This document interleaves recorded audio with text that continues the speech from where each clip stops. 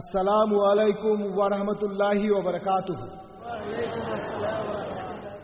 আপনাদের সবার উপরে আল্লাহ সুবহানাহু ওয়া তাআলার দয়া, শান্তি এবং রহমত বর্ষিত হোক।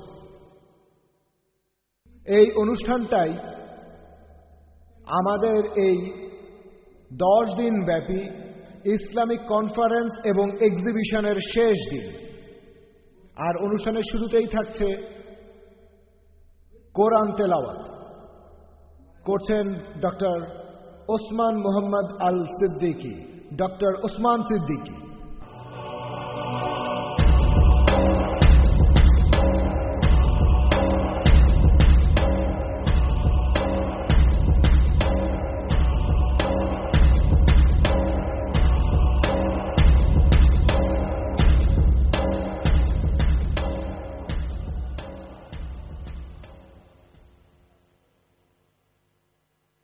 أعوذ بالله من الشيطان الرجيم.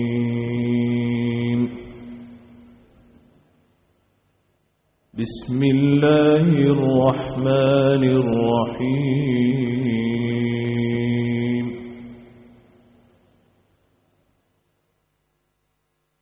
أتل ما أوحي إليك من الكتاب وأقم الصلاة إن الصلاة تنهى عن الفحشاء والمنكر ولذكر الله أكبر والله يعلم ما تصنعون.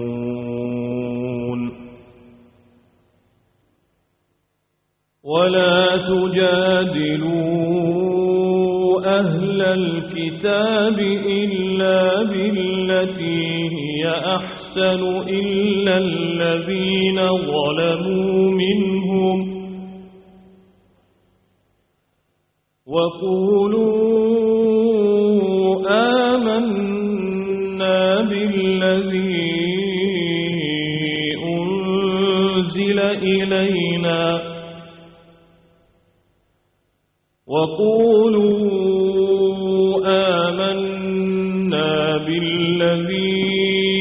أنزل إلينا وأنزل إليكم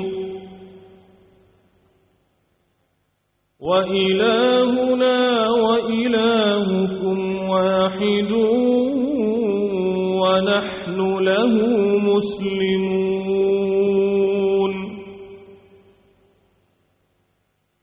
وكذلك أنزلنا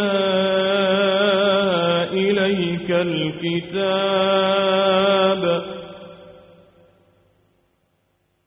فالذين آتيناهم الكتاب يؤمنون به ومن هؤلاء من يؤمن به وما يجحد بآياتنا إلا الكافرون. وما كنت تتلو من قبله من كتاب ولا تخطه بيمينك إذا لارتاب المبطلون. بل هو آيات بينات في صدور الذين أوتوا العلم وما يجحد بآياتنا إلا الظالمون.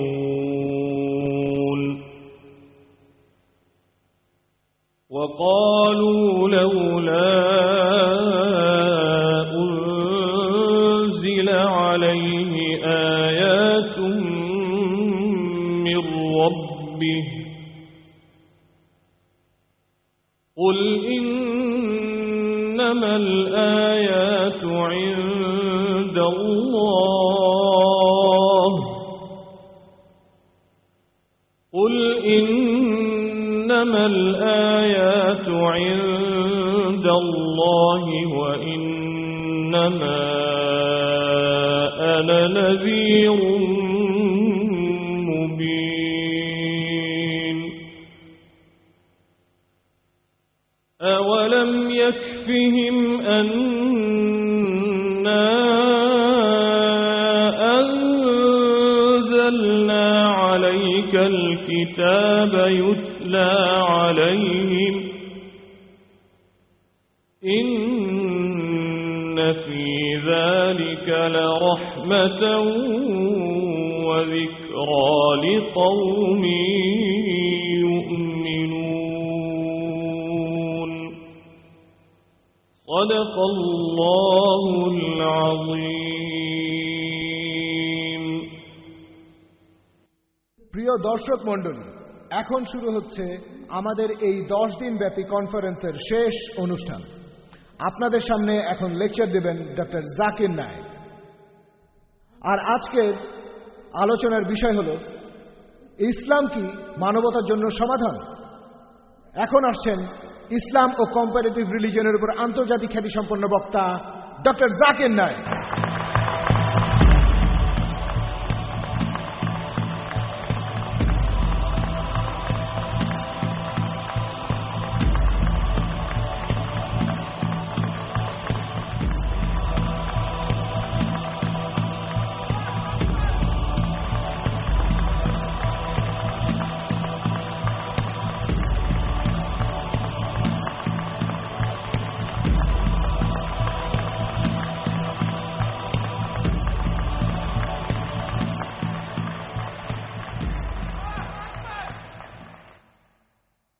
আলহামদুলিল্লাহ ওয়াসসালাতু ওয়াসসালাম আলা রাসূলিল্লাহি ওয়া আলা আলিহি ওয়া সাহবিহি আজমাইন, আম্মা বাদ। আউযু বিল্লাহি মিনাশ শাইতানির রাজীম, বিসমিল্লাহির রহমানির রহিম। ইন্নাদ দীনা ইনদাল্লাহিল ইসলাম, রাব্বি ইশরাহ লি সাদরি ওয়া ইয়াসসির লি আমরি ওয়াহলুল উকদাতাম মিন লিসানি ইয়াফকাহু কাওলি। পৃথিবীর বিভিন্ন দেশের শ্রদ্ধেয় বক্তাগণ, শ্রদ্ধেয় গুরুজনেরা এবং আমার প্রিয় ভাই বোনেরা, আমি আপনাদের সবাইকে ইসলামিক নিয়মে স্বাগত জানাই। আসসালামু আলাইকুম ওয়া রাহমাতুল্লাহি ওয়া বারাকাতুহু। আল্লাহর দয়া, শান্তি এবং রহমত আপনাদের সবার উপরে বর্ষিত হোক। এই 10 দিন ব্যাপী ইসলামিক কনফারেন্স ও এক্সিবিশনের এই শেষ অনুষ্ঠানের আলোচনার বিষয়বস্তু হল যে ইসলাম কি মানবতার সমাধান। ইসলাম এটা এসেছে আরবি শব্দ সালাম থেকে, যার অর্থ শান্তি। শব্দটার আরো একটা উৎস আরবি শব্দ সিলম, যার অর্থ আল্লাহর কাছে নিজের ইচ্ছাকে সমর্পণ করা। এক কথায় ইসলাম অর্থ আল্লাহর কাছে নিজের ইচ্ছাকে সমর্পণ করে শান্তি অর্জন করা। তাহলে আজকের এই আলোচনার বিষয়বস্তু হলো যে নিজের ইচ্ছাকে আল্লাহ তাআলার কাছে সমর্পণ করা, এটা কি মানবতার জন্য সমাধান? আপনারা যদি অন্য ধর্মগুলো দেখেন, অন্য জীবন দর্শন, সেখানে গুরুত্ব দেওয়া হয় শুধুমাত্র শরীরের বস্তুগত চাহিদাকে অথবা আত্মিক চাহিদাকে। বেশিরভাগ ধর্মই মানুষের আত্মিক চাহিদার উপরে বেশি গুরুত্ব দেয়। আর কিছু ইসলাম, যেমন ম্যাটেরিয়ালিজম ইত্যাদি অথবা কমিউনিজম, এগুলো প্রধানত মানুষের বস্তুগত চাহিদার উপরে গুরুত্ব দেয়। ইসলাম আলহামদুলিল্লাহ দুটোকেই গুরুত্ব দেয়। ইসলাম মানুষের আত্মিক ও বস্তুগত দুই ধরনের চাহিদার প্রতি গুরুত্ব দেয়। ইসলাম দুটো দায়িত্বই পালন করে।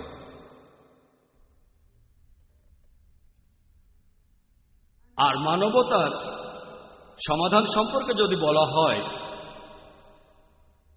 পবিত্র কোরআন হল এই পৃথিবীর মধ্যে সবচাইতে পজিটিভ বই। কোরআন হলো মানবতার একটি ইস্তেহার। কোরআন হলো দয়া আর জ্ঞানের ফল্গু ধারা। অবিশ্বাসীদের জন্য সতর্কবাণী, বিশ্বাসীদের পথপ্রদর্শক। কোরআন সন্দেহবাদীদের জন্য নিশ্চয়তা, দুঃখী মানুষের সান্ত্বনার বাণী। এবং কোরআন হলো নৈরাশ্যবাদীদের জন্য আশার বাণী। এই পবিত্র কোরআন, এতে মানবতা আর মানুষ জাতির জন্য সমাধান রয়েছে।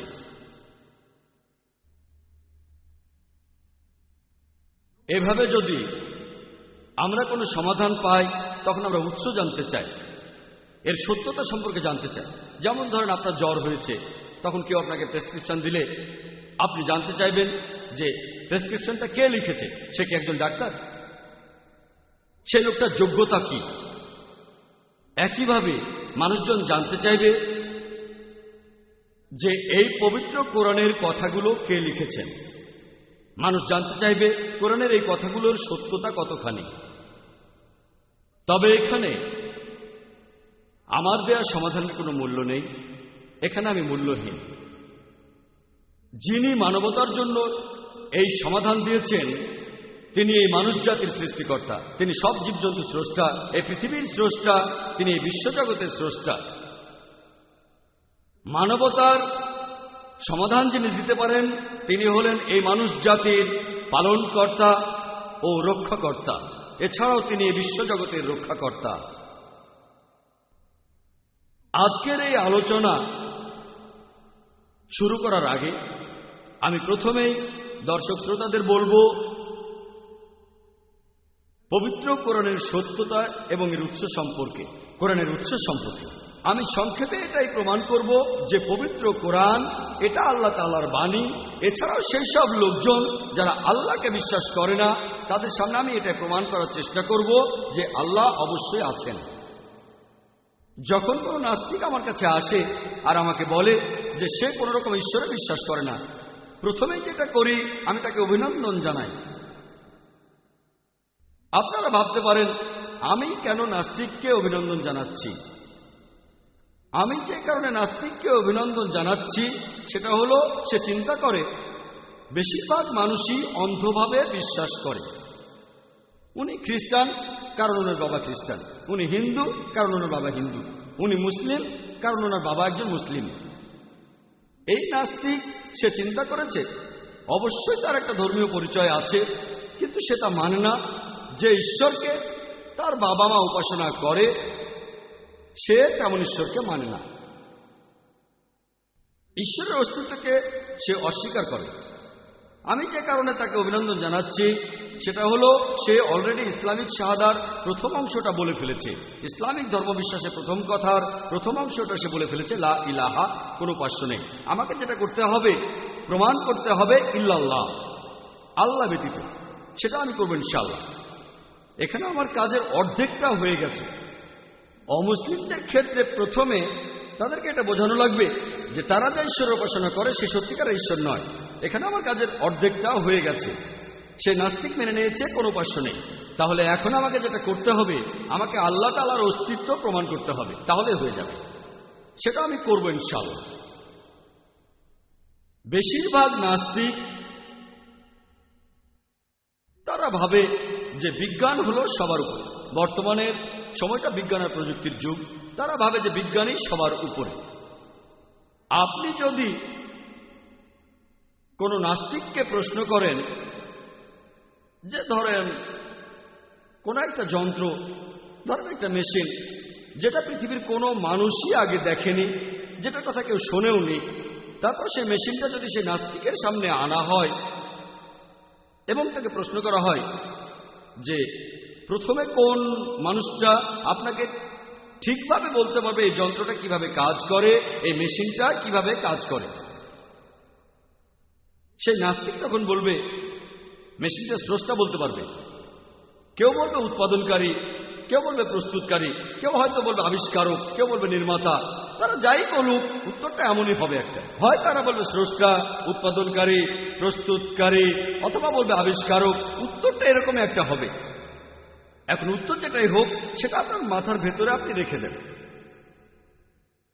তারপর প্রশ্ন করেন যে আমাদের এই বিশ্বজগৎ কিভাবে সৃষ্টি হলো, সে আপনাকে বলবে যে প্রথমে বিশ্বজগৎ ছিল একটা বিন্দু, পরবর্তীতে সব উপাদানগুলো আলাদা হয়ে যায়, এটাই বিগ ব্যাং।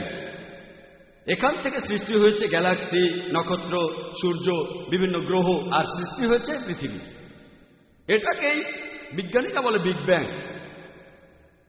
সেই নাস্তিককে প্রশ্ন করেন যে মানুষ কবে প্রথম এই বিগ ব্যাং সম্পর্কে জানতে পেরেছে। সে আপনাকে বলবে আমরা জেনেছি কিছুদিন আগে, 30 বছর আগে, 40 বছর আগে। আমি তাকে বলবো যে বিশ্বজগৎ সৃষ্টি হওয়ার সম্পর্কে এই তথ্যটা পবিত্র কোরআনে খুব সংক্ষেপে বলা হয়েছে এখন থেকে 1400 বছর আগে। পবিত্র কোরআনে সূরা আম্বিয়ার 30 নম্বর আয়াতে উল্লেখ করা হয়েছে, আওয়ালাম ইয়ারাল্লাযিনা কাফারু, অবিশ্বাসীরা কি ভেবে দেখে না, আন্নাস সামাওয়াতু ওয়াল আরদা কানাতা রাতকান ফাফাতাকনাহুমা, যে আকাশমণ্ডলী ও পৃথিবী একসাথে মিশেছিল, আমি পৃথক করে দিলাম। আপনি যে বিগ ব্যাং এর কথা বলছেন সেটা পবিত্র কোরআন এখন থেকে 1400 বছর আগেই বলেছে। এই কথা কোরআনে কে বলতে পারে? সে নাস্তিক বলবে হতে পারে আন্দাজে লেগে গেছে। তর্ক করবেন না, বলে যান। আমাদের এই পৃথিবীর আকার কি? সে নাস্তিক বলবে যে আগেকার দিনে মানুষ ভাবত যে আমাদের এই পৃথিবী একেবারে সমতল। এরপর 1557 সালে স্যার ফ্রান্সিস ড্রেক জাহাজে করে পুরো পৃথিবী ঘুরে এসে প্রমাণ করলেন যে পৃথিবী বর্তুলাকার। বিজ্ঞান যেটা জানতে পেরেছে 1557 সালে, সেটা পবিত্র কোরআন 1400 বছর আগেই বলেছে। সূরা নাজিয়াতের 30 নম্বর আয়াতে উল্লেখ করা হয়েছে, সেখানে বলা হয়েছে ওয়াল আরদা বাদা জালিকা দাহাহা, এবং পৃথিবীকে আমি বানিয়েছি ডিমের আকৃতির মতো। আরবি শব্দ দাহাহা এর একটা অর্থ হলো বিস্তীর্ণ অথবা বিস্তৃত করা, আরেকটা অর্থ যেটা এসেছে আরবি শব্দ দুইয়া থেকে, যার অর্থ হলো ডিম। আর আমরা জানি যে আমাদের এই পৃথিবী এটা একেবারে বলের মতো গোলাকৃতির না, এটার উপরে আর নিচে চাপা এবং দুপাশ প্রসারিত। আমাদের পৃথিবী আসলে বর্তুলাকার। এই আরবি শব্দ দাহাহা এটা দিয়ে সাধারণ কোনো ডিম বোঝাচ্ছে না, এখানে বিশেষভাবে বলা হচ্ছে উট পাখির ডিমের কথা। আর আপনারা যদি কোনো উট পাখির ডিম দেখেন, এই ডিমটাও আসলে বর্তুলাকার। 1400 বছর আগে এটা কে বলতে পারেন যে আমাদের এই পৃথিবী আসলে বর্তুলাকার? সেই নাস্তিক বলতে পারে আপনাদের নবী মুহাম্মদ সাল্লাল্লাহু আলাইহি সাল্লাম খুব বুদ্ধিমান ছিলেন। তর্ক করবেন না, বলে যান। চাঁদের যে আলো, এটা কি তার নিজের আলো নাকি প্রতিফলিত আলো? সেই নাস্তিক তখন বলবে আগেকার দিনে মানুষ ভাবত চাঁদের যে আলো দেখি সেটা তার নিজস্ব আলো। কিছুদিন আগে আমরা জানতে পেরেছি, 100 বছর আগে, 200 বছর আগে, 300 বছর আগে আমরা জানতে পেরেছি চাঁদের যে আলো আমরা দেখি সেটা তার নিজস্ব আলো না, প্রতিফলিত আলো। পবিত্র কোরআনে সূরা ফুরকানের 61 নম্বর আয়াতে উল্লেখ করা হয়েছে, তিনি কত মহান, যিনি নবমণ্ডলে সৃষ্টি করেছেন রাশিচক্র, সেখানে স্থাপন করেছেন সূর্যকে যার আলো তার নিজস্ব, এবং চাঁদকে যার রয়েছে প্রতিফলিত আলো, ধার করা আলো। সূর্যের আরবি শব্দ শামস, সূর্যের আলোকে বলা হয় সিরাজ বা ওয়াহাজ, অর্থাৎ মশাল বা জ্বলন্ত প্রদীপ। পবিত্র কোরআনে চাঁদের আরবি শব্দটা হলো কামার, আর চাঁদের আলোকে বলা হয় মুনির বা নূর, যার অর্থ ধার করা আলো বা প্রতিফলিত আলো। কোরআনের কোথাও বলা হয়নি যে চাঁদের আলো তার নিজস্ব আলো। 1400 বছর আগে কোরআনে এই কথাগুলো কে বলতে পারেন? সেই নাস্তিক, সে হয়তো অনেকক্ষণ পরে বলতে পারে হয়তোবা আপনাদের নবী তিনি খুবই বুদ্ধিমান ছিলেন। তর্ক করবেন না, বলে যান। আমি যখন স্কুলে ছিলাম, আমি ম্যাট্রিক পাস করেছি 1982 সালে। তখন বিজ্ঞান আর ভূগোলের বইতে পড়েছিলাম যে সূর্য প্রদক্ষিণ করে কিন্তু নিজের অক্ষের চারপাশে ঘোরে না। সেই নাস্তিক বলবে কোরআনে কি এই কথা লেখা আছে? আমি তখন বলবো না, এই কথাটা আমি পড়েছিলাম স্কুলে 25 বছরের সময় আগে, স্কুলের বইতে এটা পড়েছিলাম আমি। কিন্তু পবিত্র কোরআন এখানে বলছে, সূরা আম্বিয়ার 33 নম্বর আয়াতে উল্লেখ করা হয়েছে, ওয়াল্লাযী খালাকাল লাইলা ওয়ান নাহারা, আল্লাহ সৃষ্টি করেছেন রাত এবং দিন, ওয়া শামসা ওয়াল কামার, সূর্য এবং চাঁদ, কুল্লুন ফি ফালাকি ইয়াসবাহুন, এবং তারা প্রত্যেকেই নিজ নিজ কক্ষপথে বিচরণ করে। এখানে আরবি শব্দ ইয়াসবাহুন এর অর্থ কক্ষপথে ঘুরে বেড়ানো, অর্থাৎ সূর্য প্রদক্ষিণ করা ছাড়াও নিজ অক্ষের চারপাশেও ঘুরে বেড়ানো। আর বিজ্ঞান এখন আমাদের বলে নিজ অক্ষের চারপাশে ঘুরতে সূর্যের আনুমানিক 25 দিন লাগে। পবিত্র কোরআনে 1400 বছর আগে এই কথাগুলো কে বলতে পারেন, যেটা বিজ্ঞান আবিষ্কার করেছে এই সেদিন, যেটা জেনেছে মাত্র কয়েক দশক আগে। আমি স্কুলে থাকার সময় বিজ্ঞান এটা জানতো না। এখন পাঠ্য বইতে দেখবেন একেবারে পরিষ্কার করে বলা হয়েছে সূর্য প্রদক্ষিণ করার পাশাপাশি নিজ অক্ষের চারপাশেও ঘুরে। কোরআনে এই কথাটা কে বলতে পারেন? আর তখন দেখবেন সেই নাস্তিক একেবারে চুপ হয়ে যাবে, আপনি থামবেন না, বলে যান।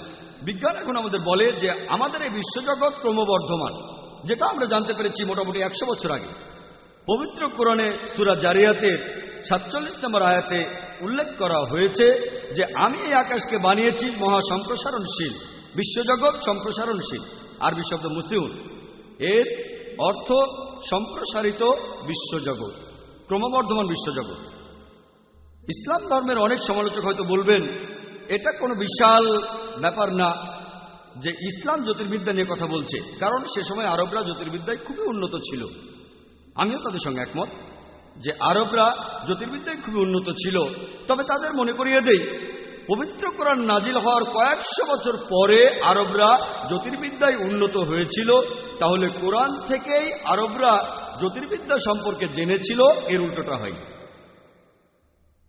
এরপর হাইড্রোলজির ক্ষেত্রে তাকে প্রশ্ন করেন যে মানুষ পানিচক্র সম্পর্কে কবে জেনেছে। সে আপনাকে বলবে যে স্যার বার্নার্ড প্যালিসি 1580 সালে ইতিহাসে প্রথমবারের মতো পানিচক্রের বর্ণনা দেন। সমুদ্র হতে পানি বাষ্প হয়ে উড়ে যায়, তারপর সেটা মেঘ হয়, সেই মেঘ আকাশে ঘুরে বেড়ায়, তারপর বৃষ্টিপাত, এভাবেই পানিচক্র চলতে থাকে। এই পানিচক্র পবিত্র কোরআনে এ সম্পর্কে বিস্তারিত বলা হয়েছে 1400 বছর আগে। পবিত্র কোরআনও আমাদের বলবে পানি বাষ্প হয়ে উড়ে যায়, তারপর মেঘ হয়, সেই মেঘ জড়ো লেগে আকাশে ঘুরে বেড়ায়, তারপর বৃষ্টিপাত, এভাবে পানিচক্র চলতে থাকে। পবিত্র কোরআন হাইড্রোলজি আর পানিচক্র সম্পর্কে বিস্তারিত বলেছে অনেক আয়াতেই। সূরা জুমারের 21 নম্বর আয়াতে উল্লেখ করা হয়েছে, সূরা রুমের 24 নম্বর আয়াতে উল্লেখ করা হয়েছে, সূরা মুমিনুনের 18 নম্বর আয়াতে উল্লেখ করা হয়েছে, সূরা হিজরের 22 নম্বর আয়াতে উল্লেখ করা হয়েছে, সূরা নূরের 43 নম্বর আয়াতে উল্লেখ করা হয়েছে, সূরা রুমের 48 নম্বর আয়াতে উল্লেখ করা হয়েছে, সূরা আরাফের 57 নম্বর আয়াতে উল্লেখ করা হয়েছে, সূরা রাদের 17 নম্বর আয়াতে উল্লেখ করা হয়েছে, সূরা ফুরকানের 48-49 নম্বর আয়াতে উল্লেখ করা হয়েছে, সূরা ফাতিরের 9 নম্বর আয়াতে উল্লেখ করা হয়েছে, সূরা ইয়াসিনের 34 নম্বর আয়াতে উল্লেখ করা হয়েছে, সূরা গাফিরের 13 নম্বর আয়াতে উল্লেখ করা হয়েছে। এছাড়াও সূরা জাসিয়ার 5 নম্বর আয়াতে উল্লেখ করা হয়েছে, সূরা কাফের 9 ও 10 নম্বর আয়াতে উল্লেখ করা হয়েছে, সূরা ওয়াকিয়ার 68 থেকে 70 নম্বর আয়াতে উল্লেখ করা হয়েছে। তারপর সূরা মুলকের 30 নম্বর আয়াতে উল্লেখ করা হয়েছে, সূরা তারিকের 11 নম্বর আয়াতে উল্লেখ করা হয়েছে। এভাবে আমি সারাদিন ধরে শুধু রেফারেন্সগুলোই বলে যেতে পারি। পবিত্র কোরআনে পানিচক্র সম্পর্কে বিস্তারিতভাবে বলা হয়েছে। পবিত্র কোরআনে এই কথাগুলো কে বলতে পারেন 1400 বছর আগে? আপনি কিন্তু থামবেন না, বলে যান। কোরআন এরপরে বলেছে ভূবিদ্যা সম্পর্কে, যে পাহাড় পর্বত এগুলো কিলকের মতো, যাতে করে পৃথিবী ঢলে না পড়ে। পবিত্র কোরআনে সূরা নাবার 6 ও 7 নম্বর আয়াতে একথা বলা হয়েছে। এরপরে কোরআন বলছে সমুদ্রবিদ্যা সম্পর্কে। আমরা জানি যে পানি দুই প্রকার, নোনা আর মিষ্টি, কিন্তু কোরআনে এই সম্পর্কে আরো বলা হয়েছে। সূরা ফুরকানের 53 নম্বর আয়াতে উল্লেখ করা হয়েছে আল্লাহ তাআলা দুই দরিয়াকে মিলিতভাবে প্রবাহিত করেছেন, একটা মিষ্ট ও সুপেয়, আর অন্যটা সেটা নোনা ও খর। তারা মিলিত হলেও মিশে যায় না, তাদের মধ্যে রয়েছে এক অনতিক্রম্য ব্যবধান। এখন আমরা জানি যে এই বারজাক পবিত্র কোরআন যেটা বলছে, বর্তমানে যারা সমুদ্রবিদ্যা নিয়ে পড়াশোনা করেছেন তারা বলেন এটা হলো একটা অদৃশ্য অন্তরাল। কোরআন এরপরে বলেছে জীববিদ্যা সম্পর্কে। সূরা আম্বিয়া 30 নম্বর আয়াতে উল্লেখ করা হয়েছে ওয়া জাআলনা মিনাল মাইয়ি কুল্লা শাইইন হাই, প্রাণবান সবকিছু সৃষ্টি করলাম পানি থেকে। 1400 বছর আগে আরবের সেই মরুভূমিতে একথা কে বলতে পারে, যেখানে পানির প্রচন্ড অভাব, যে প্রাণবান সবকিছু সৃষ্টি করলাম পানি থেকে? আর এখন বিজ্ঞান সেটা প্রমাণ করেছে।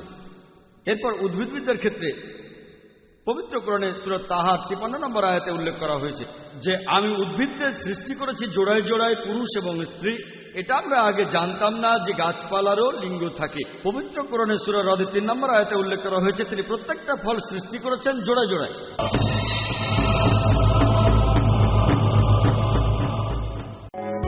বাবা, ইউ আর রিয়েলি গ্রেট। তোমার সিদ্ধান্তই সঠিক। সন্তানকে আইআইইউসি ঢাকা ক্যাম্পাসে ভর্তি করে আমি নিশ্চিত। আপনার সোনামণির জন্য মাল্টিমিডিয়া পিসির আরও উপহার, সহজ কোরআন শিক্ষা, মাতৃভাষায় কোরআন শিক্ষা, সহজ উপায়ে নামাজ শিখি, সহজ উপায়ে পড়তে শিখি, আনন্দের মাঝে পড়া শিখি, ছোট্ট মণিদের ইংরেজি শিক্ষা ও আকর্ষণীয় ডাবিংকৃত কার্টুন অনাথ শিশু সিম্বার গল্প।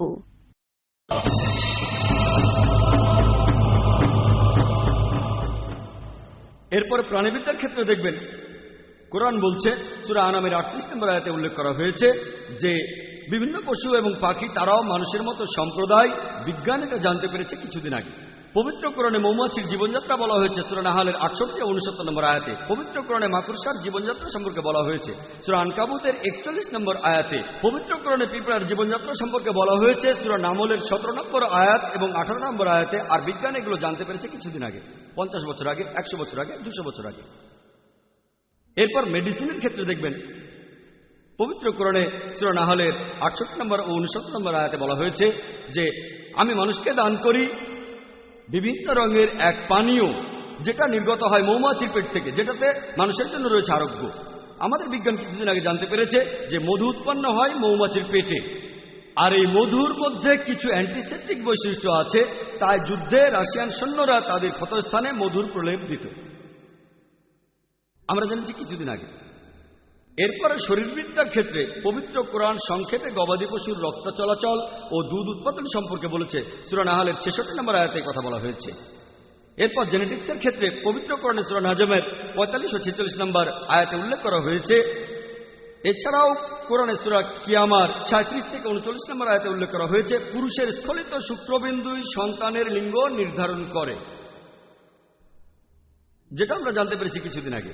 পবিত্র কোরআন ভ্রূণবিদ্যা সম্পর্কে বিস্তারিতভাবে বলেছে সূরা আলাকের 1 নম্বর আয়াতে উল্লেখ করা হয়েছে তিনি মানুষকে সৃষ্টি করেছেন আলাক থেকে, জোকের মতো কোনো বস্তু যেটা কোথাও ঝুলে থাকে। এছাড়াও এটার আরেকটা অর্থ হল রক্তপিণ্ড। পবিত্র কোরআন মানব ভ্রূণের বিভিন্ন স্তর বর্ণনা করেছে বিস্তারিত, যেটা বিজ্ঞান জানতে পেরেছে কিছুদিন আগে। সূরা মুমিনুনের 12 থেকে 14 নম্বর আয়াতে উল্লেখ আছে। আমি এরকম আরো কয়েকটা উদাহরণ দেব।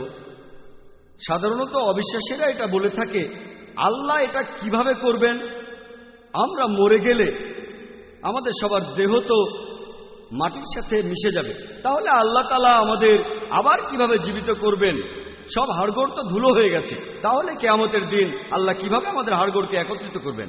আর আল্লাহ বলেছেন সূরা কিয়ামার 3 ও 4 নম্বর আয়াতে উল্লেখ করা হয়েছে যে তিনি শুধু অস্থিগুলোকে একত্রিত করবেন তা নয়, বস্তুত তিনি প্রত্যেক মানুষের আঙ্গুলের অগ্রভাগ পর্যন্ত পুনর্বিন্যস্ত করবেন। আপনারা জানেন যে 1980 সালে sir Francis gold fingerprinting method আবিষ্কার করেন আর বলেন যে লাখ লাখ মানুষের মধ্যেও 2 জনের হাতের আঙ্গুলের ছাপ, এমনকি লাখ লাখ লোকের মধ্যেও 2 জনের আঙ্গুলের ছাপ মিলবে না। দেখবেন যে সিআইএ, পুলিশ, সিআইডি, এফবিআই তারা অপরাধীদের ধরার জন্য ফিঙ্গারপ্রিন্টিং মেথড ব্যবহার করে। কোরআন 1400 বছর আগে বলেছেন তিনি শুধু অস্থিকে একত্রিত করবেন না, তিনি প্রত্যেক মানুষের আঙ্গুলের অগ্রভাগও পুনর্বিন্যস্ত করবেন। এবার সেই নাস্তিককে প্রশ্ন করেন যে কোরআনে এই কথাগুলো কে বলতে পারেন? একমাত্র যে উত্তরটা সে দিতে পারে যে বলতে পারেন স্রষ্টা অথবা উৎপাদনকারী অথবা আবিষ্কারক অথবা নির্মাতা অথবা প্রস্তুতকারী। এই স্রষ্টা, এই উৎপাদনকারী, এই আবিষ্কারক, এই নির্মাতা, এই প্রস্তুতকারী, মুসলিমরা আমরা তাকে বলি আল্লাহ।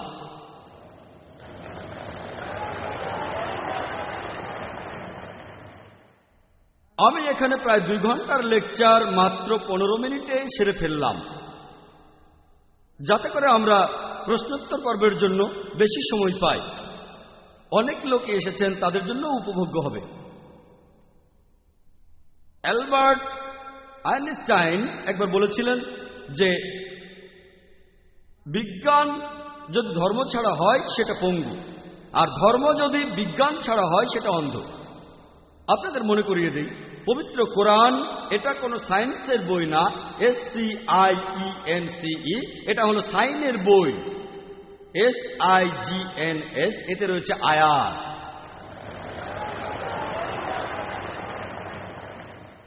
আর পবিত্র কোরআনে 6000-এরও বেশি এরকম সাইন আছে, 6000-এরও বেশি আয়াত, যার মধ্যে 1000-এরও বেশি আয়াত সায়েন্সের ব্যাপারে বলেছে। আমি কিন্তু এখানে বিজ্ঞান আর প্রযুক্তির সাহায্যে পবিত্র কোরআনের সত্যতা প্রমাণ করছি না।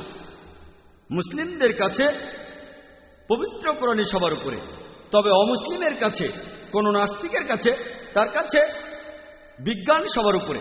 আমি তাদের বিজ্ঞানের সাথে আমাদের কোরআনকে তুলনা করছি আর প্রমাণ করছি যে আপনাদের বিজ্ঞান যেটা বলেছে কিছুদিন আগে, 50 বছর আগে, 100 বছর আগে, 200 বছর আগে, আমাদের এই পবিত্র কোরআন একথা বলেছে 1400 বছর আগে।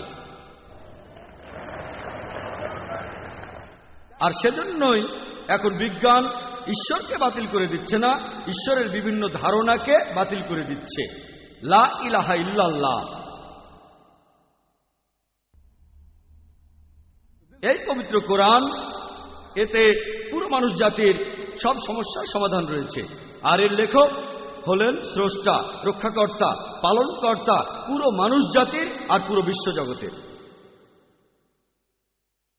অনেক আসমানি কিতাবই আল্লাহ সুবহানাহু ওয়া তাআলা পৃথিবীতে পাঠিয়েছেন, তবে সর্বশেষ ও চূড়ান্ত কিতাব কোরআনের আগে যে কিতাবগুলো নাজিল হয়েছিল সেগুলো ছিল নির্দিষ্ট একটা জাতির জন্য, আর সেগুলো ছিল নির্দিষ্ট একটা সময়ের জন্য। আর যেহেতু কোরআন হলো সর্বশেষ ও চূড়ান্ত কিতাব,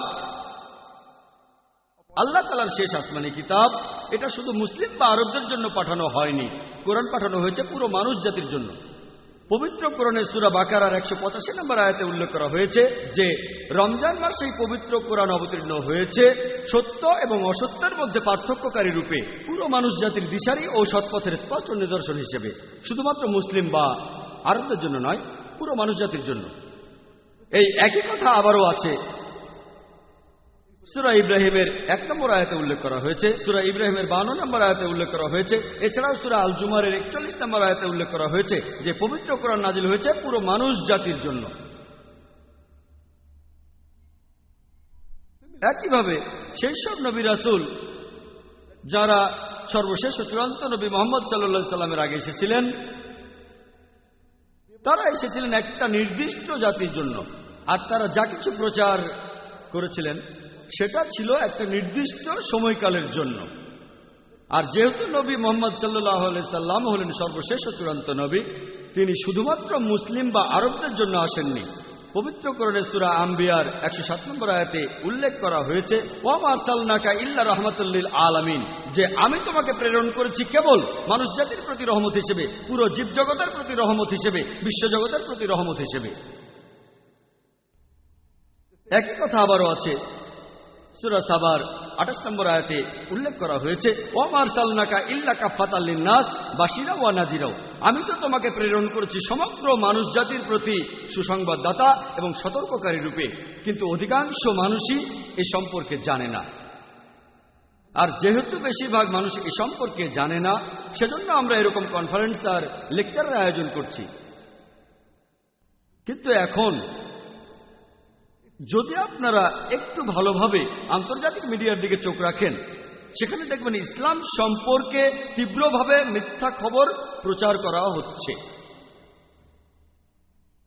এটা দেখবেন আন্তর্জাতিক নিউজ পেপারে, আন্তর্জাতিক ম্যাগাজিনে, বিভিন্ন রেডিও স্টেশনে, বিভিন্ন টিভি স্টেশনে, আন্তর্জাতিক স্যাটেলাইট চ্যানেলে।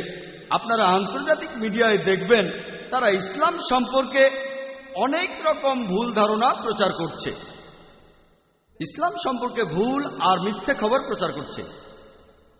আর নিউজউইক ম্যাগাজিনে প্রকাশিত হওয়া একটি আর্টিকেল 1979 সালের 16 জুলাইয়ের সংখ্যা, সেটা বলছে যে গত 150 বছর সময়ের মধ্যে 1800 থেকে 1950 সালের মধ্যে ইসলাম ধর্মের বিরুদ্ধে 60,000-এরও বেশি বই লেখা হয়েছে। যদি হিসাব করে দেখেন, যদি এই বইয়ের সংখ্যাকে দিনের সংখ্যা দিয়ে ভাগ করেন, ইসলামের বিরুদ্ধে একটারও বেশি বই লেখা হয়েছে প্রত্যেক দিন। আর 9/11-এর পরে, অর্থাৎ 2001 সালের 9 সেপ্টেম্বরের পরে এই জিনিসটা আরো অনেক বেড়ে গেছে। প্রত্যেক দিন ইসলামের বিরুদ্ধে কয়েকটা বই লেখা হচ্ছে। যদি আপনি নজর করতে চান তাহলে ইসলামের বিরুদ্ধে বই লেখেন, বাজারে বইটার ভালো কাটতি হওয়ার সম্ভাবনা অনেক বেশি। আর আপনারা দেখবেন যে আন্তর্জাতিক মিডিয়া ইসলামের বিরুদ্ধে এগুলো প্রচার করার সময় বিভিন্ন কৌশল অবলম্বন করে।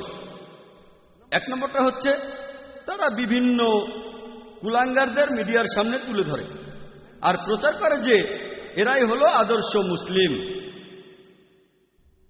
সব গোত্রেই কিছু কুলাঙ্গার থাকে।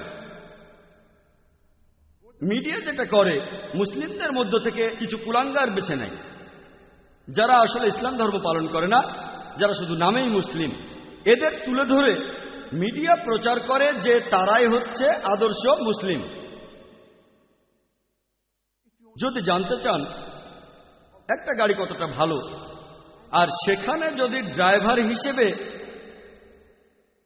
যে আছে সে আসলে গাড়ি চালাতে জানে না, তারপর গাড়িটা যদি অ্যাক্সিডেন্ট করে, গাড়িটা যদি দুর্ঘটনায় পড়ে, আপনি কাকে দোষ দেবেন? গাড়িটাকে দোষ দেবেন না ড্রাইভারকে? কাকে দোষ দেবেন? গাড়িটাকে না ড্রাইভারকে? দোষ দেবেন ড্রাইভারকে।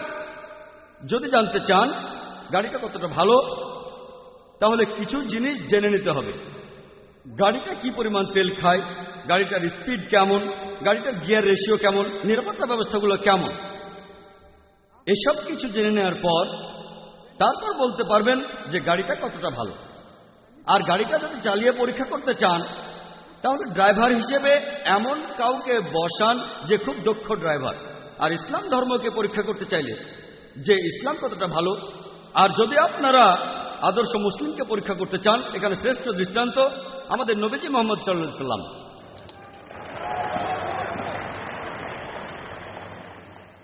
তার দৃষ্টান্তগুলো দেখেন, নবীজির জীবন কাহিনী পড়েন, তাহলে নিশ্চিত হবেন, আপনারাও মেনে নেবেন যে এই ধর্ম আর নবীজি মুহাম্মদ সাল্লাল্লাহু আলাইহি ওয়াসাল্লাম তিনি সবসময় মানুষের জন্য শান্তি প্রচার করেছেন। তাদের দ্বিতীয় কৌশলটা হচ্ছে, প্রায় দেখা যায় তারা কোরআন এবং ইসলামের অন্যান্য ধর্মগ্রন্থ থেকে উদ্ধৃতি দেয় কোনো প্রসঙ্গ ছাড়াই। আর দেখবেন অনেক সমালোচক তাদের বইগুলো পড়লে বা ইন্টারনেটে গেলে দেখবেন ইসলামের বিরুদ্ধে অনেক সাইট আছে, তারা সেখানে কোরআনের বিভিন্ন রেফারেন্স দিয়ে উদ্ধৃতিগুলো করে থাকে। এই রকম যে উদ্ধৃতিটা সমালোচকরা সবচেয়ে বেশি ব্যবহার করে সেটা পবিত্র কোরআনের সূরা তাওবার 5 নম্বর আয়াত। এই উদ্ধৃতিটা দিয়েছেন অরুণ সুরি। তিনি ইন্ডিয়াতে ইসলামের একজন তীব্র সমালোচক, ওনার নাম অরুণ সুরি। তিনি একটা বই লিখেছেন দ্য ওয়ার্ড অফ ফতোয়া। সেখানে রেফারেন্সও দিয়েছেন যে কোরআন বলছে, সূরা তাওবার 5 নম্বর আয়াতে উল্লেখ করা হয়েছে, মুসলিমদের নাকি বলা হয়েছে যেখানেই তোমরা কাফিরদের দেখবে, আর উনি ব্র্যাকেটে লিখে দিয়েছেন হিন্দু। ওনার কথা অনুযায়ী সূরা তাওবার 5 নম্বর আয়াত বলছে যেখানে তোমরা কাফিরদের দেখবে তাদের মেরে ফেলো। যদি আপনারা কোরআন পড়েন, যদি কোরআনটা খোলেন, তারপর অনুবাদটা পড়লে দেখবেন তিনি যা বলেছেন সেটা ঠিক। সূরা তাওবার 5 নম্বর আয়াতে কথা বলা হয়েছে যেখানে কাফিরদের দেখবে তাদের মেরে ফেলবে, কিন্তু এটা প্রসঙ্গ ছাড়া উদ্ধৃতি। প্রসঙ্গ জানতে আপনাকে সূরা তাওবার 1 নম্বর আয়াত থেকে পড়ে আসতে হবে। প্রসঙ্গটা পড়লে আপনি পটভূমি জানতে পারবেন যে আয়াতটা কেন নাজিল হয়েছিল।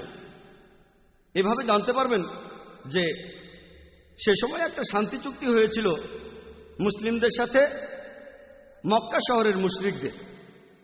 এর কিছুদিন পরে মক্কার মুশরিকরা এই শান্তি চুক্তির শর্তগুলো ভঙ্গ করল। যখন মক্কার মুশরিকরা এই শান্তি চুক্তির শর্তগুলো ভঙ্গ করল, আল্লাহ সুবহানাহু ওয়া তাআলা তখন পবিত্র কোরআনে সূরা তাওবার 2 নম্বর আয়াতের মাধ্যমে জানালেন যে তিনি সেখানে 4 মাসের সময় দিলেন, নিষ্পত্তি না হলে তখন যুদ্ধের ঘোষণা দেওয়া হবে। আর সূরা তাওবার 5 নম্বর আয়াতে বলা হয়েছে যে সেই নিষিদ্ধ 4 মাসের পরে মুসলিমদের বলা হচ্ছে তোমরা যুদ্ধ করো, হত্যা করো পৌত্তলিকদের, অর্থাৎ তোমাদের শত্রুদের, যেখানে তাদের পাবে তাদের বিরুদ্ধে যুদ্ধের সর্বাত্মক প্রস্তুতি নিয়ে তৈরি থাকো। তাহলে প্রসঙ্গ পড়লে জানতে পারি এই আয়াতটা নাজিল হয়েছিল যুদ্ধের সময়।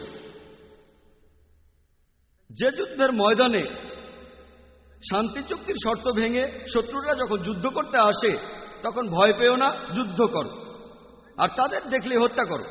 দেখবেন যে কোনো আর্মি জেনারেল যুদ্ধের ময়দানে সৈন্যদের মনোবল বাড়ানোর জন্য সবাইকে যুদ্ধ করতেই বলবেন। ধরেন আমেরিকা আর ভিয়েতনামের মধ্যে যখন যুদ্ধ চলছিল তখন আমেরিকার কোনো আর্মি জেনারেল যদি তিনি বলেন যেখানেই তোমরা ভিয়েতনামীদের দেখবে তাদের মেরে ফেলো, এটা বলেছেন সেই সময়ের জন্য। কিন্তু আমি যদি প্রসঙ্গ ছাড়াই উদ্ধৃতিটা দিয়ে বলি যে আজকে আমেরিকার এক আর্মি জেনারেল বলছে যেখানেই তোমরা ভিয়েতনামীদের দেখবে তাদের মেরে ফেলো, আমার কথাটা শোনাবে কষায়ের মতো। মনোবল বাড়ানোর জন্য বলা হয়েছে। আল্লাহ তাআলা নিশ্চয়ই বলবেন না ঠিক আছে পালিয়ে যাও। মনোবল বাড়ানোর জন্য তিনি মুসলিমদের বলেছেন যুদ্ধ করো। এটা হলো মিথ্যার বিরুদ্ধে সত্যের যুদ্ধ। এরকম কথা আপনারা বাইবেলও দেখবেন, বাইবেলের গসপেল অফ ম্যাথিউতে দেখবেন, হিন্দু ধর্মগ্রন্থগুলো তো দেখবেন, ভগবদ গীতা, পুরো ভগবদ গীতা যুদ্ধ নিয়েই কথা বলেছে। যে প্রভু কৃষ্ণ তিনি সেখানে অর্জুনকে উপদেশ দিচ্ছেন, যুদ্ধক্ষেত্রে উপদেশ দিচ্ছেন। এটা ভগবদ গীতার 1 নম্বর অধ্যায়ে আছে 46 থেকে 48 অনুচ্ছেদে, যে যুদ্ধক্ষেত্রে অর্জুন তার অস্ত্র রেখে দিয়ে বলল আমি এখানে নিরস্ত্র অবস্থায় মারা যাব, কিন্তু আত্মীয়দের সাথে যুদ্ধ করব না। শ্রীকৃষ্ণ তখন বললেন, পরের অধ্যায়ে ভগবদ গীতা 2 নম্বর অধ্যায়ে 2 ও 3 অনুচ্ছেদে আছে যে হে অর্জুন তুমি এতটা কাপুরুষ হলে কিভাবে? যুদ্ধক্ষেত্রে লড়াই করা এটা একজন ক্ষত্রিয় বা যোদ্ধার দায়িত্ব। এখানে যুদ্ধ করলে তাহলেই তুমি মৃত্যুর পরে স্বর্গে যেতে পারবে।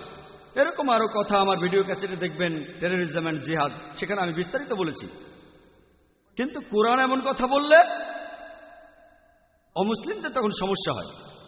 যদি আমি এখানে বলি ভগবদ গীতা বলছে আত্মীয়দের মেরে ফেলো, এটা শয়তানি হয়ে যাবে। তবে ভগবদ গীতা এটা বলেছে। যদি বলি যে ভগবদ গীতা বলছে আত্মীয়দের মেরে ফেলো, এটা শয়তানি হয়ে যাবে। প্রসঙ্গ পড়লে দেখবেন বলা হচ্ছে যদি অসত্যের বিরুদ্ধে যুদ্ধ করতে হয়,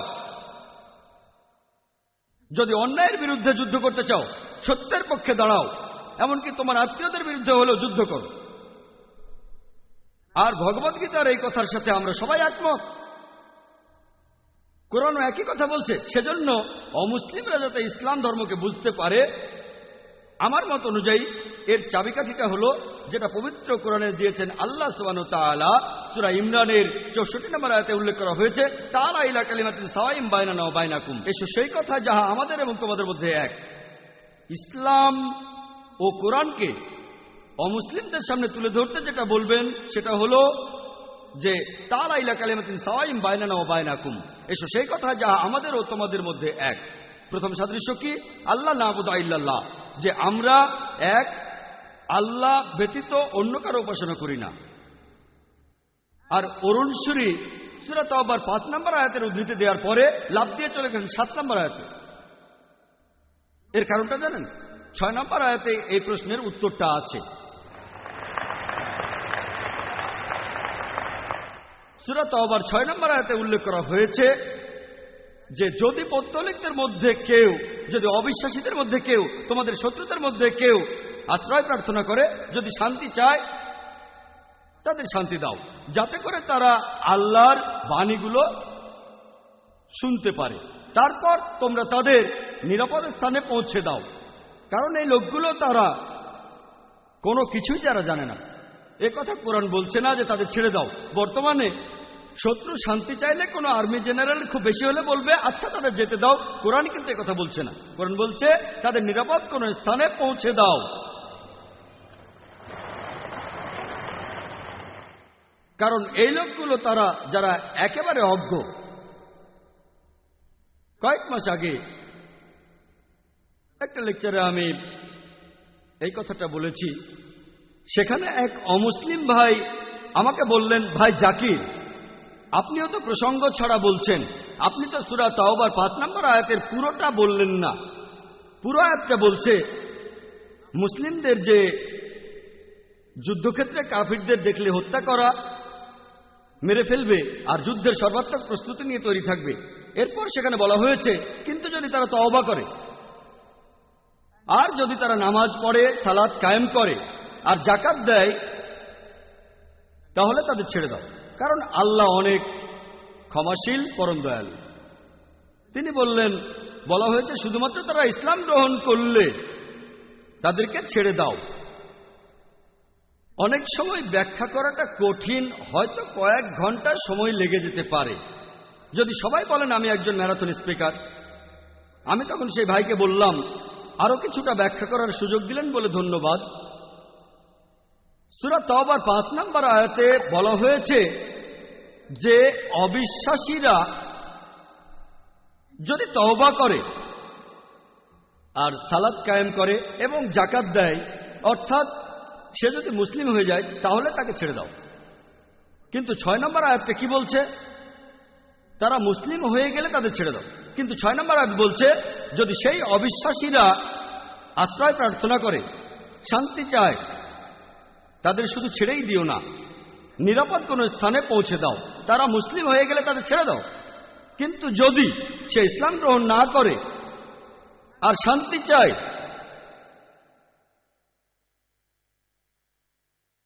তাকে শুধু ছেড়েই দিও না, নিরাপদ কোনো স্থানে পৌঁছে দাও, কারণ হতে পারে সেই অমুসলিম হয়তো বিপদে পড়তে পারে। যে ইসলাম গ্রহণ করেছে সে তো মুসলিম হয়ে গেছে, সে এখন শান্তি চায়। কোনো অমুসলিম তাকে মেনে ফেলতে পারে, কোনো অমুসলিম তার উপর প্রতিশোধ নিতে পারে যে কেন সে মুসলিমদের সাহায্য নিল।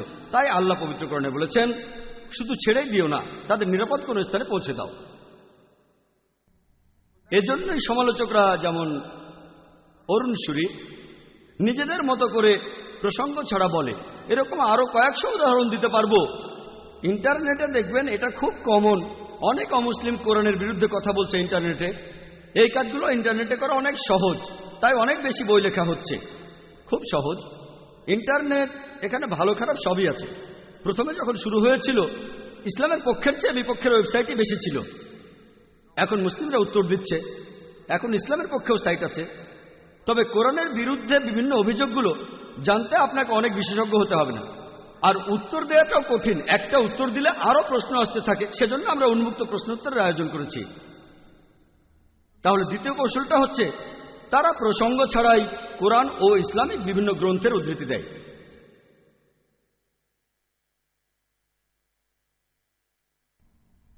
তৃতীয় কৌশল, তারা ইসলাম সম্পর্কে এমন কিছু বলে যেটা আসলে ইসলামেই নেই, ইসলাম ধর্মে সেটার কোনো অস্তিত্ব নেই। যেমন ধরেন, অনেক সমালোচক বলেন যে ইসলাম হচ্ছে একটা অবৈজ্ঞানিক ধর্ম। আমাদের হাতে সময় কম, তাই আপনাদের সামনে মাত্র একটা উদাহরণ দিচ্ছি। এখন ইন্ডিয়ায় খুব কথা শোনা যাচ্ছে বাংলাদেশের বিখ্যাত একজন লেখিকা তাসলিমা নাসরিনকে নিয়ে। তিনি বলেছেন যে কোরআনে নাকি বলা হয়েছে যে সূর্য পৃথিবীর চারপাশে প্রদক্ষিণ করে, আর এরকম কাল্পনিক বইয়ে বিশ্বাস করলে মুসলিমরা কিভাবে সামনের দিকে এগোবে।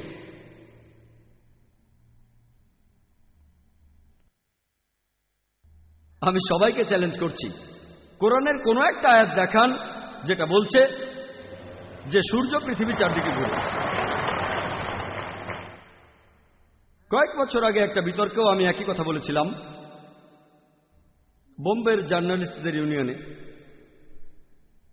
উনি এখানে যেটা বলছেন আমিও আগে বলেছি। পবিত্র কোরআনে সূরা আম্বিয়ার 33 নম্বর আয়াতে উল্লেখ করা হয়েছে, ওয়াল্লাযী খালাকা লাইলা নাহারা, আল্লাহ তাআলা সৃষ্টি করেছেন রাত এবং দিন, ওয়া শামসা ওয়াল কামার, সূর্য এবং চাঁদ, কুল্লুন ফি ফালাকি ইয়াসবাহুন, প্রত্যেকে নিজ নিজ কক্ষপথে বিচরণ করে। তাহলে কোরআন এখানে বলছে যে সূর্য প্রদক্ষিণ করে, গতিশীল। কোথাও এমন কথা বলা হয়নি যে সূর্য পৃথিবীর চারপাশে প্রদক্ষিণ করে। তিনি আসলে এভাবে বুঝেছেন, ব্যাখ্যাটা তার নিজের। এই আয়াতে পৃথিবী শব্দটা উচ্চারণ হয়নি। কোরআন বলছে সূর্য প্রদক্ষিণ করে, একথা আপনাদের আগেও বলেছি। এর পাশাপাশি সূর্য তার নিজের অক্ষের চারপাশে প্রদক্ষিণ করে। আমি স্কুলে পড়ার সময় এটা জানতাম না, এখন বিজ্ঞানেও এটা প্রমাণিত। তাহলে প্রায় দেখা যায় যে ইসলামের সমালোচকরা তারা ইসলাম সম্পর্কে এমন কিছু বলে যেটা ইসলামে নেই। এটা হরহামেশাই। চতুর্থ কৌশলটা, তারা ইসলাম সম্পর্কে কিছু মন্তব্য করে আর এরপরে তারা বলে যে এই সব কারণে ইসলাম ধর্ম মানুষ জাতির জন্য একটা সমস্যা। এখন আমরা পৃথিবীতে যেসব সমস্যা দেখি তার প্রধান কারণ হলো ইসলাম। তারা বলে যে মুসলিমরা সন্ত্রাসী, তারা মৌলবাদী, তারা চরমপন্থী, ইসলাম একটা অসহিষ্ণু ধর্ম, আর এইসব কারণে ইসলাম মানুষ জাতির জন্য একটা সমস্যা। আর প্রায় দেখবেন মুসলিমরাও লজ্জা পায়। এখানে আমি আপনাদের উদ্দেশ্যে বলবো, এবার দাবার ছকটা ঘুরিয়ে দেন। বর্তমানে মুসলিমদের বলা হয় মৌলবাদী। এখন এই মৌলবাদী শব্দটার অর্থ কি? মৌলবাদী শব্দটার অর্থ হচ্ছে কোনো ব্যক্তি যে মেনে চলে কোনো বিশেষ কিছুর মূল নীতিগুলো। যেমন ধরেন, যদি কোনো লোক যদি সে ভালো গণিতজ্ঞ হতে চায় তাহলে তাকে গণিতের বিভিন্ন মূল নীতিগুলো জানতে হবে, মানতে হবে। যদি এই গণিতের ক্ষেত্রে সে মৌলবাদী না হয় তাহলে সে ভালো গণিতজ্ঞ হবে না। কেউ যদি ভালো বিজ্ঞানী হতে চায় তাহলে তাকে বিজ্ঞানের বিভিন্ন মূলনীতিগুলো জানতে হবে এবং মানতে হবে। আর যদি এই বিজ্ঞানের ক্ষেত্রে সে মৌলবাদী না হয় সে ভালো বিজ্ঞানী হবে না। আপনি সব মৌলবাদীদেরই এক পাল্লায় মাপতে পারেন না যে সবাই ভালো বা সবাই খারাপ। কোন ব্যক্তি কোন ক্ষেত্রে মৌলবাদী সেটা দেখে তারপর বলতে হবে। যেমন ধরেন, একজন লোক হলো মৌলবাদী চোর, যার পেশা হচ্ছে চুরি করা। সে সমাজের জন্য খারাপ, সে সমাজের জন্য ক্ষতিকর। আর অন্যদিকে দেখেন আরেকজন লোক মৌলবাদী ডাক্তার, যে অনেক অসুস্থ মানুষের জীবন বাঁচায়, সে সমাজের জন্য উপকারী। আপনি সব মৌলবাদীকে এক পাল্লায় মাপতে পারেন না যে সবাই ভালো বা সবাই খারাপ। একজন লোক কোন ক্ষেত্রে মৌলবাদী সেটা দেখে তারপর আমরা বলবো যে সে ভালো নাকি খারাপ। এখন আমি এখানে আমার কথা বলি। আমি একজন মৌলবাদী মুসলিম, আর মৌলবাদী মুসলিম হয়ে আমি গর্ববোধ করি।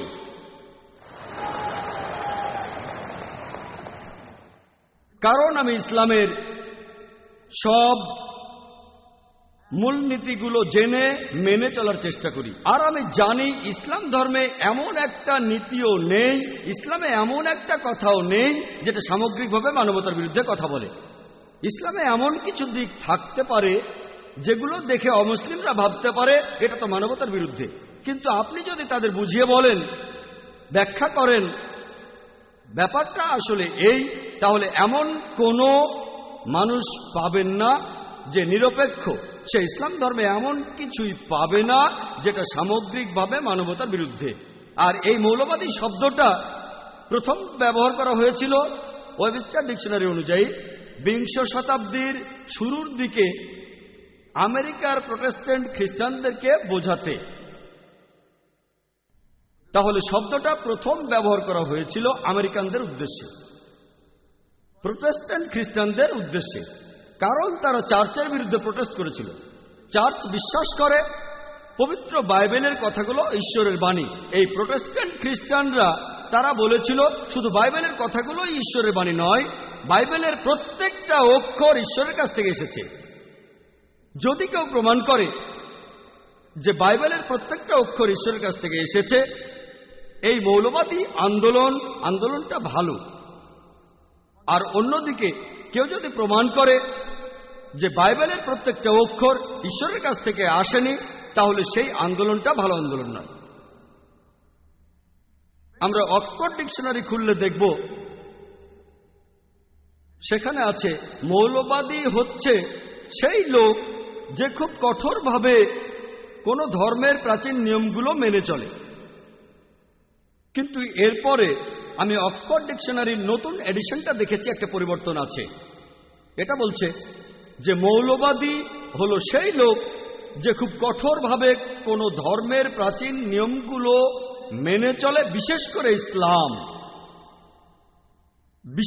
ইসলাম। এ কথাটা ডিকশনারিটার নতুন এডিশনে জুড়ে দেওয়া হয়েছে। যখনই কোন মুসলিমকে দেখবেন আপনার মনে হবে মৌলবাদী, আর মুসলিমরা লজ্জা পায়, আমি মৌলবাদী নই, আমি বলি আমি একজন মুসলিম। সমস্যা কোথায়? মৌলবাদী মুসলিম না হলে আপনি ভালো মুসলিম হতে পারবেন না।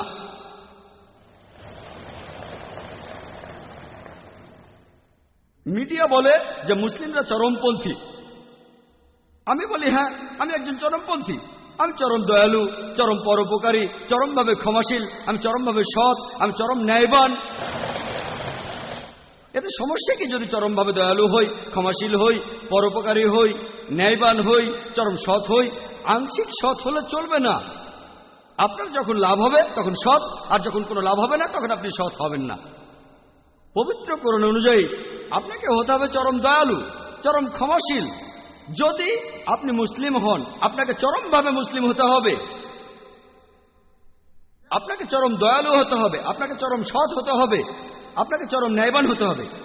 আপনাদের মধ্যে কেউ পারলে আমাকে এটা বলেন, যদি চরমভাবে সৎ হই তাহলে সমস্যা কোথায়? আপনাকে সঠিক ক্ষেত্রে মৌলবাদী হতে হবে।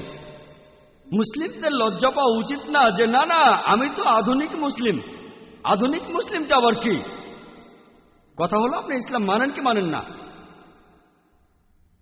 আল্লাহ পবিত্র কোরআনে বলেছেন উদখুলু ফিস-সিলমি কাফা, তোমরা সর্বাত্মকভাবে ইসলামে প্রবেশ করো। সূরা বাকারা 208 নম্বর আয়াতে আছে। আংশিকভাবে ইসলাম ধর্ম পালন করতে পারবেন না, পুরোপুরি ন্যায়বান হতে হবে পুরোপুরি সৎ, চরমভাবে সৎ। বর্তমানে আন্তর্জাতিক মিডিয়ায় বলা হয় যে মুসলিমরা সন্ত্রাসী। আমি বলি, ব্যাখ্যা দিচ্ছি যে প্রত্যেক মুসলিমের সন্ত্রাসী হওয়া উচিত। এই সন্ত্রাসী শব্দটার অর্থ আসলে কি?